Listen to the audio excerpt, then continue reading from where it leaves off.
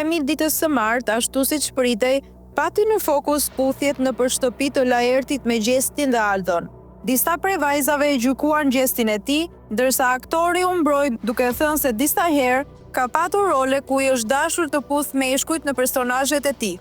Por Amber nuk e ka lënë me kaq. Ajo ka çuditur të madhe të vogël me anë të postimeve të saj në Instastory. Ish-banorja ka publikuar foton e një transgjinoreje shqiptare në Greqi, shoqe e Amberit, me të cilën thotë se Laerti ka qenë i lidhur prej një viti e gjysmë.